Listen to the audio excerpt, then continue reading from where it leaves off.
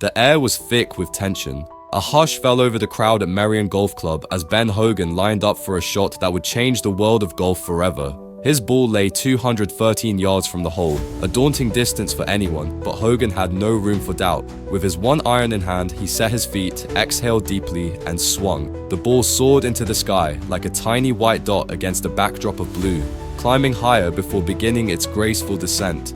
The crowd leaned forward, holding their breath. It landed on the green, rolled gently, and settled perfectly within birdie range. The tension broke into thunderous applause. However, for Hogan, it wasn't just another great shot, it was the peak of a journey only few could comprehend. Because just a year earlier, Hogan wasn't standing on the fairways, he was lying in a hospital bed, unsure if he'd ever walk again. This is the story of how he went from near death to one of the most iconic moments in sports history.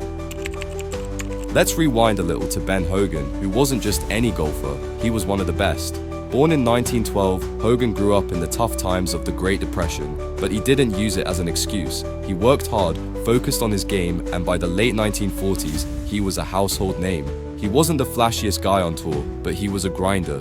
Precision, focus, and an unmatched work ethic were his trademarks. For Hogan, everything was going perfectly until that day. It was February 2nd, 1949. Ben Hogan and his wife, Valerie, were driving through a foggy Texas morning, the road stretching endlessly ahead of them. They'd just left a tournament, and though Hogan was always focused on golf, he seemed relaxed behind the wheel. Valerie, ever his steadfast supporter, was by his side. Then it happened. Out of the mist, headlights appeared, fast and on the wrong side of the road. A Greyhound bus was hurtling toward them.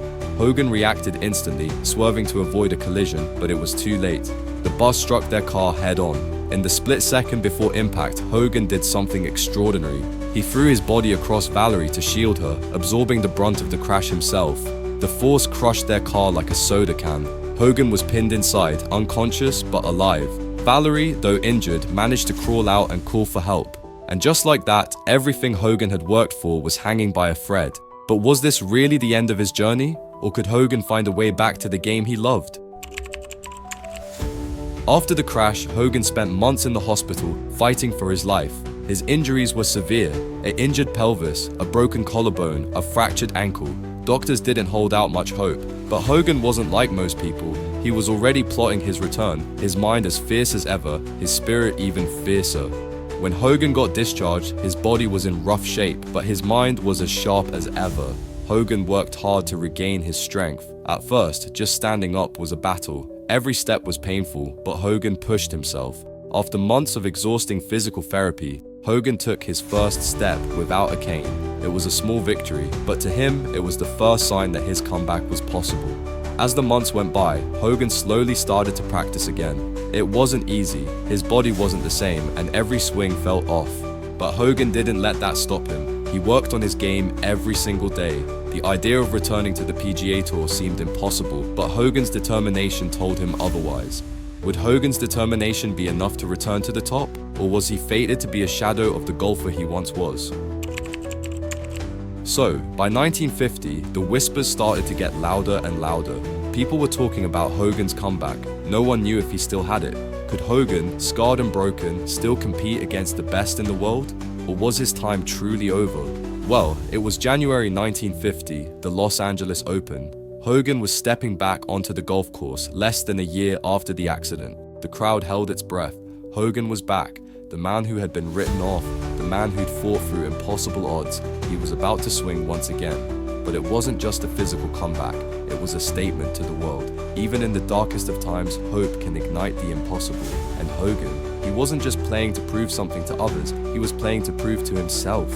By the end of the tournament, Hogan was tied for first place. It was no luck. He had just taken on the best golfers in the world and showed that he was still one of them. The crowd cheered, but Hogan wasn't celebrating yet. He was focused. This wasn't just about a tournament victory, it was about overcoming every doubt, every fear, every setback. It was about proving that no matter the challenge, you can always rise again. But was this truly Hogan's finest moment? Or was there more to his journey, more challenges to face, more hurdles to overcome? Now, let's fast forward to June 1950, the US Open at Merion Golf Club. This was Hogan's big chance. He wasn't just playing for himself now, he was playing to prove that he could still be one of the greatest golfers in the world. Hogan had battled through physical and mental hardship like no other. The long recovery, the moments of doubt, the pain he had to push through. There were days when it felt like giving up would be the easier choice. But the fire within him never faded. His heart was set on proving to everyone and himself that nothing was impossible.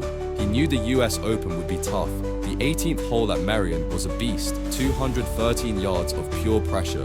The wind howled and the bunkers around the green were unforgiving. Most players would crumble under the weight of that hole, but not Hogan. This was the man who had mastered the one iron, and that's exactly what he pulled out of his bag. Hogan stood tall, his body still scarred from the accident, but his mind sharp and focused. With a deep breath, he swung the club. The shot he hit was one of the greatest of his career. The ball soared through the air, cutting through the wind with surgical precision. It landed on the green, just a few feet from the hole. The crowd gasped in awe. They knew this wasn't just any shot. It wasn't just a test of skill.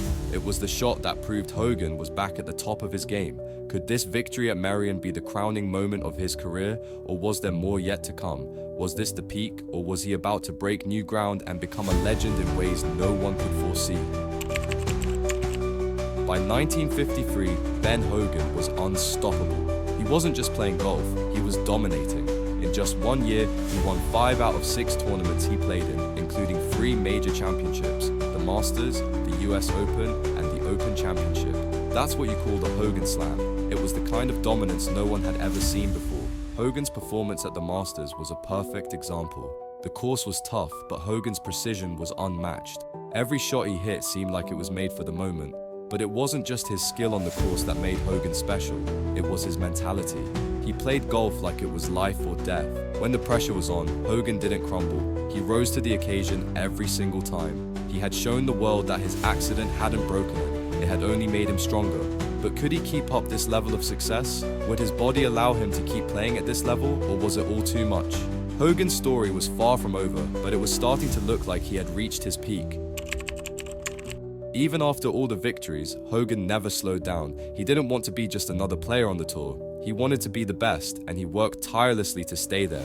Hogan's book, 5 Lessons, The Modern Fundamentals of Golf, became the Bible for aspiring golfers, detailing the exact principles that had made him so successful. He was the definition of a perfectionist. It wasn't enough to be good. Hogan wanted to be flawless, and in many ways, he was. His legacy wasn't just built on his victories, but on his dedication to the game. Hogan was proof that success didn't come overnight. It came through hard work, sacrifice, and an unbreakable spirit. So, what makes someone truly great? Is it raw talent, unshakable determination, or the courage to rise after every fall? And here's the real question: what's stopping you from making your comeback?